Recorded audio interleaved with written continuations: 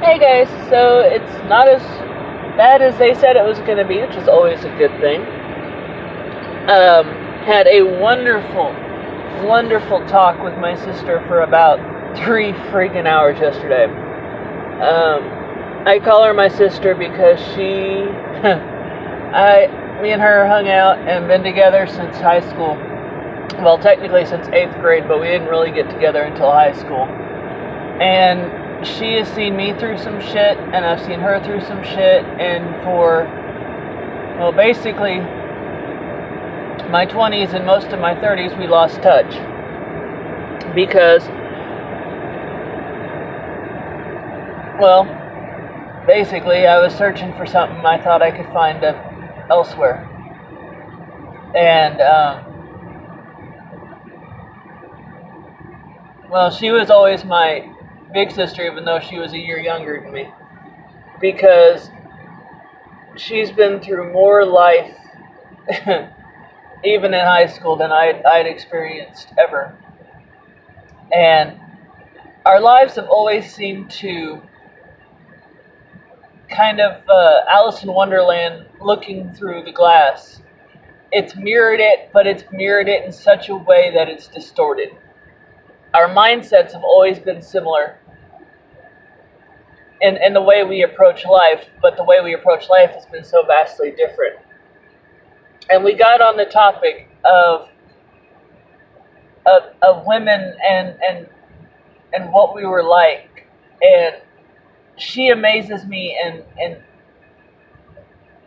almost every way. She always has. She's always had that strength that I honestly wish I had.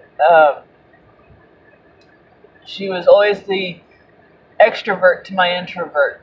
She forced me to come out more. She saw the value in me before anyone else, including me, saw it. And I envied her to no end because she had the ability to talk to people. She didn't see... She never saw her worth. And I wasn't smart enough to, however, to pull it out of her, but she's beginning to discover that for herself. And she comes off as aggressive. And what I wanted to talk about today is the fact that a lot of people see her as intimidating. And I think that women in business, or women who have so much strength in them, people call them names like intimidating. They're not intimidating to people who are of their equal. You've heard of the term alpha male, that there's always one and a pack will follow. They're the wolf, they're the leader. And you'll have all the betas, and the betas are the people that will follow. And you cannot consider yourself one or the other, because it's in you that you are what you are. You cannot adapt to that. I've always been a follower. I always seen the greatest in other people, so I followed them. Now, if it was against everything in me to follow them, I wouldn't. But I always did go down the rabbit hole. Well, for my sister,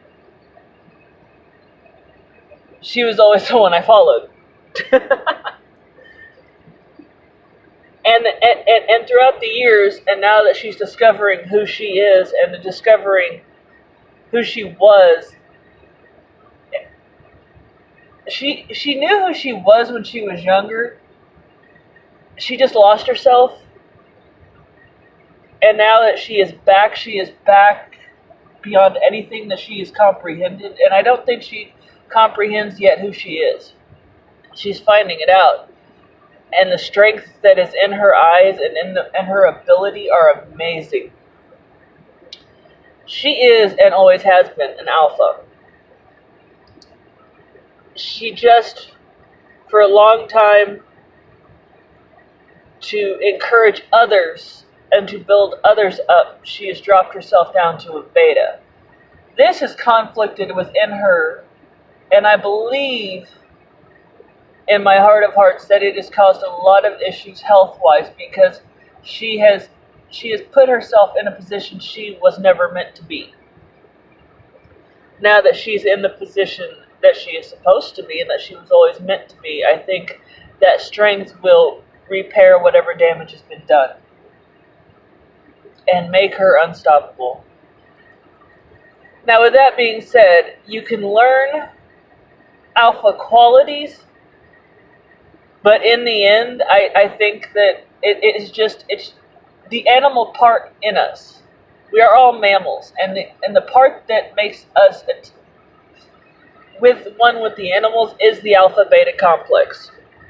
Yes, we can strategize, figure out we are the king of the dominion of the earth, so to speak, but we are inherently part of the animal kingdom, and that part is the alpha beta syndrome.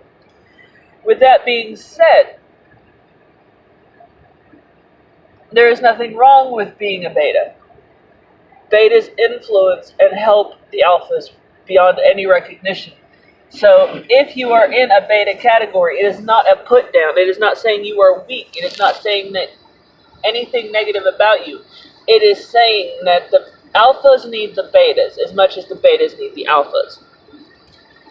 And the fact that people call you intimidating and say that you're too much for other people, that is a beta not understanding what it means to be an alpha.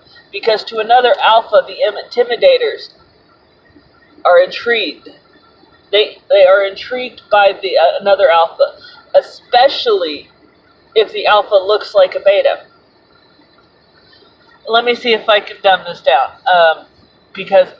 And I don't mean dumb it down like in that sense, but anyways, dumb it down to where it somehow makes sense, because this wouldn't have made sense to me until I really started looking into it.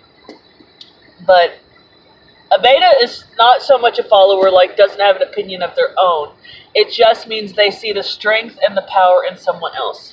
They see the ability. It's kind of like if you have a good preacher or if you have a good teacher or a mentor. The mentor is the alpha, you are the beta, because you are following. You're learning. And you will continue to learn and grow. Now, can you turn into an alpha? I think you can turn into alpha-like qualities that could cause you to be a high-tier beta. Just like there's different levels of alphas. There's the alphas that don't know they're alphas, the medium-grade alphas, and then the higher-grade alphas. So, and I think in the beginning, she was an alpha who didn't know she was an alpha until I think she will. And I don't think she's an alpha that knows she's an alpha yet, but I think she's getting real fucking close. I laugh and I say that my spirit animal for my husband is a wolf, because he spent so many years being alone.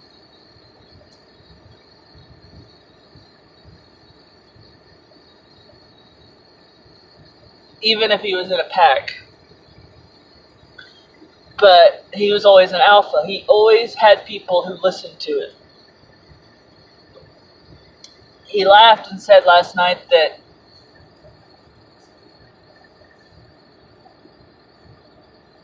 people always said I'd be a good salesman. It's not the ability to be a snake charmer. It's the ability to get people to listen to you and realize that you know your shit. It's the ability to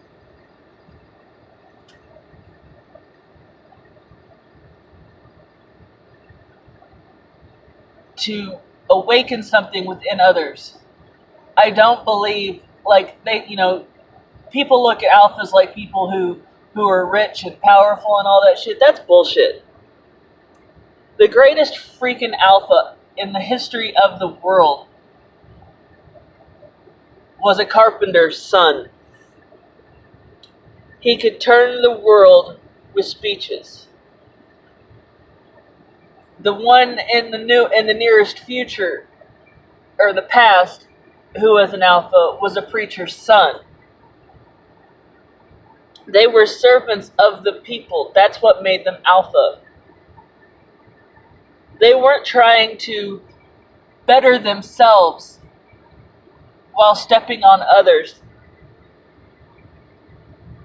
They were helping others, and that elevated them to their greatness.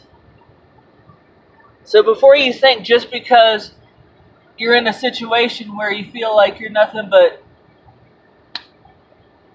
poor white trailer park trash, look around the people and see what you can do to better them. Do you help other people become better? Or do you just put on an act? You could be an alpha playing as a beta. But be careful of the betas trying to be alphas. Those are the ones that are going to tear you down. They're the ones that are going to make you feel like shit. They're the ones that are going to elevate themselves by stepping on you and putting you in the ground. The alphas rise above that. Not by destroying the people that have hurt them, but by building other people up. You don't have to tear down your oppressors to be better than them.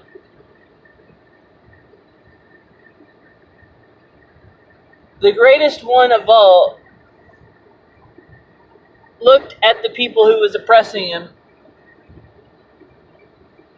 and helped them.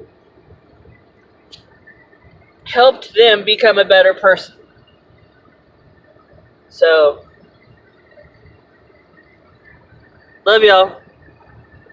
If you don't understand, ask questions.